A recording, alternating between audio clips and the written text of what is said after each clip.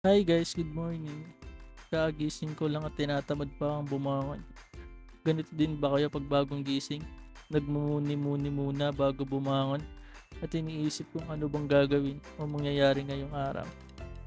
At pagkatapos kong magmuni-muni ay bumangon at umupo muna ako sa higaan at medyo nagpakit ng konti. Tapos nagunat-unat tapos uminom na ako ng tubig. At pagpasyahan ko nang lumabas, sinalubong agad ako ni Nero at Brooke. Si Chopper naman ay nasa trono niya. Tapos nakita ko si Mama at si Tito Wilmer na nagkwentuhan. Sinilip ko na din yung pusa akong sarili at ang mga baby niya. At pagsilip ko ay tulog pa nga sila. Tinignan ko na din yung labas ng bahay at nakita ko yung puno ng mangga na may mga bulaklak na. Madami sigurong bunga to pag namunga na. Nilambing ko muna si Chopper at inamoy ko. Wala pang ligo ah. Tapos pumunta na ako sa kubo dahil kakain na kami. At ang ulam namin ay ginisang ampalaya. Habang kumakain ay sinabi sa akin ni Mama na magsisimba daw kami ngayon. Kaya pagkatapos ko daw kumain ay maligo na ako kasi 9:30 ang alis namin. Mga 8 AM na siguro yan. Kaya pagkatapos kumain ay pumasok at naligo na agad ako. At nang nakapag-bis na ako ay sabi ko kay Mama, "Ma, videoan mo nga ako." Sabi ni Mama madilim daw.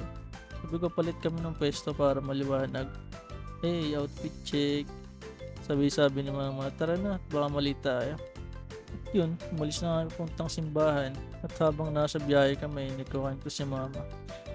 Tapos sobrang init na sikat ng araw, no? Hindi kagaya dati. Bata pa ako kahit ang aling tapat nakababad kami sa araw pag naglalaro. At pagdating nga namin sa simbahan ay agad na kami pumasok dahil nagsisimula na pala yung misa.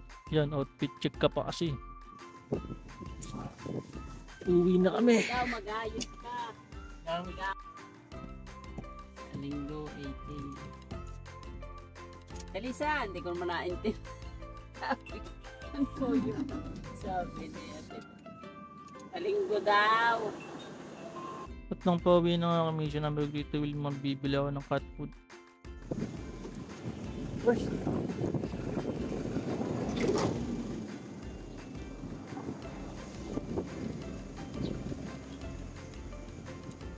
Bili nga po ano. Whiskas po. 1 kilo. At pagkatapos ko nga bumili, ay sumakay ka agad ako. At agad naman kaming sinalubong ng Nero, Chopper at Brooke.